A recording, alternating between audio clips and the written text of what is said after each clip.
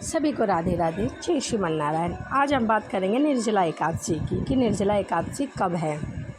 वैसे तो महीने में 2 एकादशियाँ होती हैं, एक कृष्ण पक्ष की और एक शुक्ल पक्ष की। सभी एकादशियाँ अपने आप में अपना विशेष महत्व रखती हैं, लेकिन निर्जला एकादशी करने से सभी एकादशियों के बराबर फल की प्राप्ति होती है।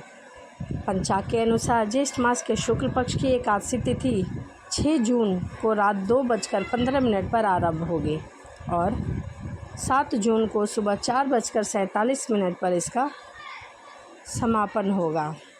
तो इसीलिए उदय तिथि के अनुसार व्रत 6 जून को रखा जाएगा। निर्जला एकादशी को भीमसेनी एकादशी के नाम से भी जाना जाता है, क्योंकि इस व्रत को सबसे पहले पांडव पुत्र भीम ने किया था, इसीलिए इसे भीमसेनी एकादशी के नाम से भी जाना जाता है। वैसे तो निर्जला एकादशी के दिन निर्जल व्रत रखना चाहिए, परंतु यदि आप निर्जल व्रत नहीं रख सकते तो आप प्रातःकाल उठकर पूजा आदि करके जल का दान करें और उसके बाद आप जल पी सकते हैं, फल फ्रूट वगैरह खा सकते हैं, परंतु ध्यान रहे पहले दान करें। आप एक घड़े में, एक मटके में, एक कलश में जल भरकर उसमें मीठा शरबत, कुछ फल और एक पंखा ब्राह्मण को दान करें, उसके बाद ही फल ग्रहण कर सकते हैं। इस प्रकार करने से आपको एकादशी का पूरा फल मिलेगा। इस दिन हमें अन्न का पूरी तरह से त्याग रखना चाहिए, अपने मन पर काबू रखना चाहिए, ब्रह्मचर्य का पालन करना चाहिए, भजन कीर्तन करना चाहिए, ब्राह्मणों को दान दक्षिणा देना चाहिए। हमें क्रोध नहीं करना चाहिए किसी भी कार्य के दौरान।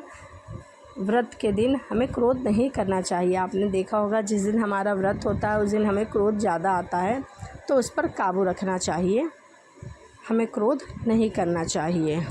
आइए अब हम जानते हैं निर्जला एकादशी पूजा विधि क्या है।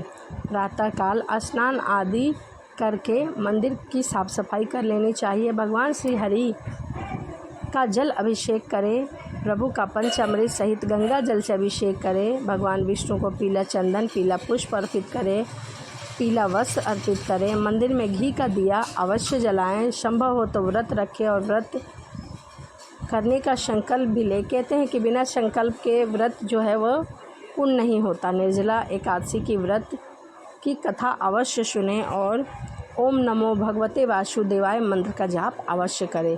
पूरी श्रद्धा और लगन के साथ भगवान श्री हरि और माता लक्ष्मी जी को आरती करें।